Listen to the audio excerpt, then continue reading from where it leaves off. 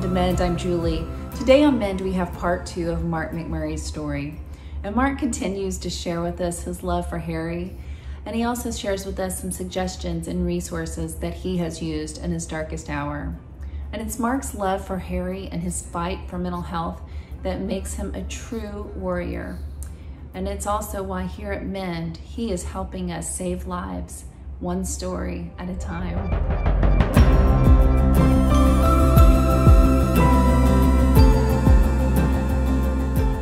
Was there any steps that you took after to help with grieving?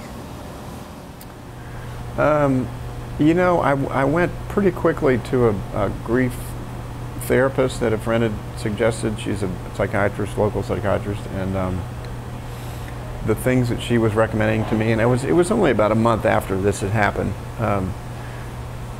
because really the first month I had a couple dear friends that just took me.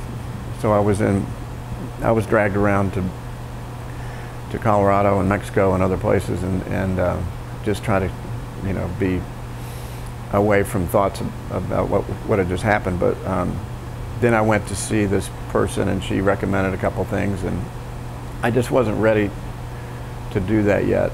And then, you know, I had really put my focus on Stella and Belton, who, you know, Harry was such an important part of their lives, and you know, they were devastated, and at critical parts of their school and lives. You know, Stella was in high school, and Belton was a freshman at USC, and so, you know, they had to kind of get back to it, because sitting around and thinking about this is not the solution. So it was a while before I finally went to, there's a grief center in Austin, and so what happens at the grief center is that it's a community where people it's grief of all types, but you have to do an onboarding therapy session, and then you're eligible to participate in all the different things. And so I did that. We didn't just talk about grief, we talked about other things that might be bothering us or me, and then you're free to go. I think my therapy, frankly, is what I'm doing with the Mental Health Initiative and the Minds Matter, which is what we've given a name, preliminary name for what we're doing. And I have, you know, several nationally recognized mental health professionals. As I said, my cousin, who's a mental health advocate, and some technology experts. And so the whole idea, in a general sense, is to use technology to help people access therapy and get help and make it cheaper.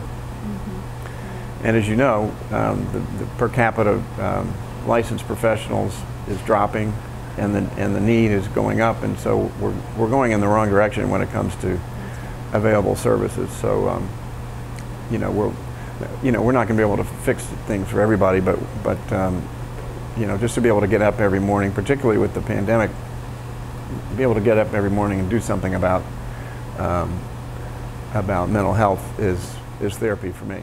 Thinking about other parents that might be experiencing their children maybe acting a little bit differently, or having some concerns but don't know what to do about, you know, their children that might be hurting right now, and, you know, having the same thoughts, like they're probably going to be okay, this is just something that's short term. What would you recommend that they do with their children? Well, I mean, just having an awareness of, because a lot of times the parents themselves have issues that might prevent them from acknowledging or understanding what's going on. But for those that do, you know, it's just, again, just being close to your kids. Don't let them, you know, depending on what age they are, they want to go hide. They want to play a game, or they want to mess around on their phones, or they don't want to talk about things. That you have to draw them out and do research and utilize whatever services are available, and, you know, be on the lookout for signs. I mean, you know, there's lots of different ways to see things are getting off the rails with whether it's grades are dropping or people cutting and all these other things that come up. So, you know, just to be on top of it. And, you know, a lot of times they don't want to tell you what they're thinking. So you have to figure it out for yourself. Some people don't understand that it is an illness, and you're just like, well, you're just acting out. Right. Well, you're acting out for a reason. Yeah. Most people that suffer from mental illness they're not doing it on purpose. No. And no one would want this. Yeah, I mean, you bring mayhem in your life on purpose. And I think what you're doing with the and it's more than you. There's a lot of people that do this, sure. where you could actually see people the same age, same everything, and say and have them talk through their issues and say, okay, well, this is common. It's okay. Mm-hmm. There are ways to acknowledge it and deal with it, and you know, you can expose your kids to this because they might see something, and you know, whether it's in a movie or a short film or whatever it is, and say, hey, you know, is this something that ever occurs to you, and it's okay to talk about it. Right, it is. And maybe it's not, you don't want to talk about it in front of your parent, but there will be people that you could do that. Right, yeah. And like you said, being able to relate to somebody your age or what's going on, because sometimes I think people still consider, in fact, I wouldn't say sometimes, I think a lot of people still consider mental health maybe shameful to talk about or embarrassing to talk about, and that's why we're talking about it. What are some other things that you do to try and take care of your own mental health or mental well-being? You know, the difficult part for me at the beginning was I liked to read a lot, and I couldn't read because I'd get distracted. And it was really frustrating because, you know, there's just so much working out you can do. You know, it was really frustrating me to not be able to read. And I finally somebody asked me about books that I would recommend. I think it was Tim Ferriss who does this with about everybody he interviews is, you know, what books would you recommend? And so I was thinking about the same thing. And I was giving a book to someone, and I thought, God, that's one of my favorite books, and I haven't read it in probably 15 years. So I read it, and so that was the trigger for me, which was, okay, I can actually read the stuff that I've read before, because I don't have to follow the story, and I can. So that got me back to reading, which is really helpful, and just being able to exercise online with a lot of stuff has been really useful, and I've practiced yoga, which is I was really trying to focus on the physical aspects of yoga are obvious, but the mental aspects and the spiritual aspects of it, as I started exploring more and more, because it's all encompassed, and it's quite useful and dramatic when you put all three of those things together. Mind, body, soul. Yeah, I've read stories of people that have overcome major traumatic events in their life. Certain types of yoga have really helped them through that. And the other thing is that, again, my friend Tom, who lost his son, he got me involved with a meditation series, and this particular series is maybe not for everyone, because a lot of the episodes are 30 to 45 minutes, and people, they can't get there. Right. So, you know, there's all sorts of different apps and things where you can do. One in particular is called 10% Happier, which is great, and it's, you know, they start you out on a few minutes a day, and you learn how to take care of that. So that's very useful, and you know, I know a lot of people that do it, you know, a couple times a day. So that's another thing that I do. Yeah, it's really great advice. I know that Harry, they do something at his college to celebrate his life every year.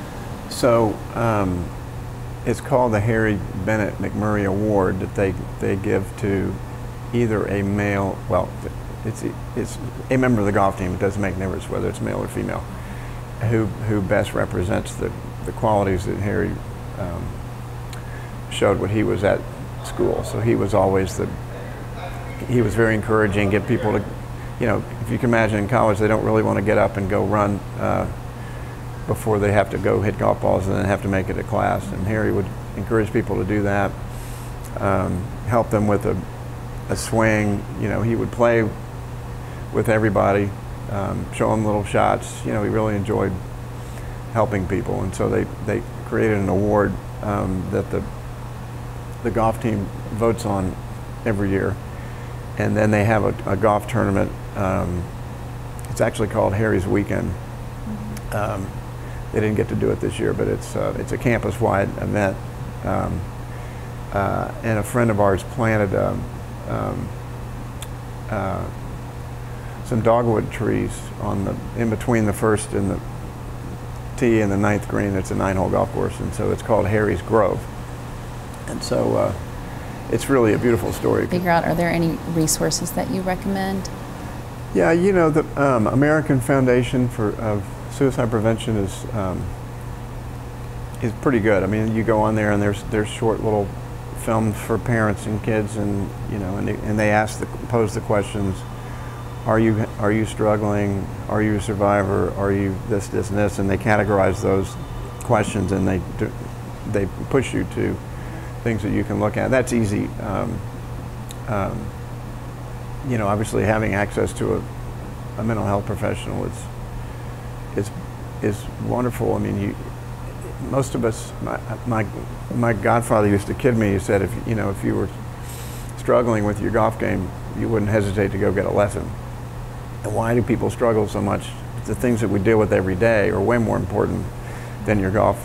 And you should, if you can, dedicate resources to that. So I would encourage people to get ahead of it and identify somebody that you can get along with. And there's all sorts of mental health professionals out there, and they're fairly easy to find. So be a little proactive and just find somebody that you can talk to. Yeah, and if you can't find somebody in your community, they have these online therapists now with different companies that you can go on there, and I think they ask you just a few questions and can match you with a therapist that they think, you know, would work. So yeah, there are so many different resources. You know, even going to your priest. That's some people find that's a good place to start. Yeah, absolutely. And a lot of people, that's what they do. Yeah, no, absolutely. Mark, I'm so thankful that you are opening up about your story, and I think about you so often, and I can't imagine, you know, what you've been through, but the way you've just handled, or not handled, but the way that you've still always continued to talk about Harry.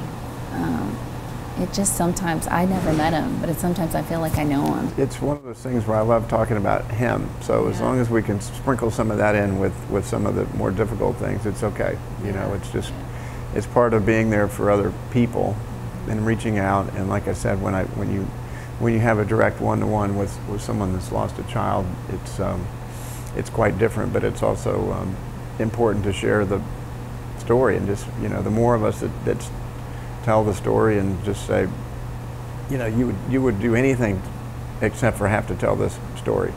So give yourself a chance to do that, and having sources and knowing that it's the right thing to do to try to be ahead of this thing, because when it's too late, it's really too late.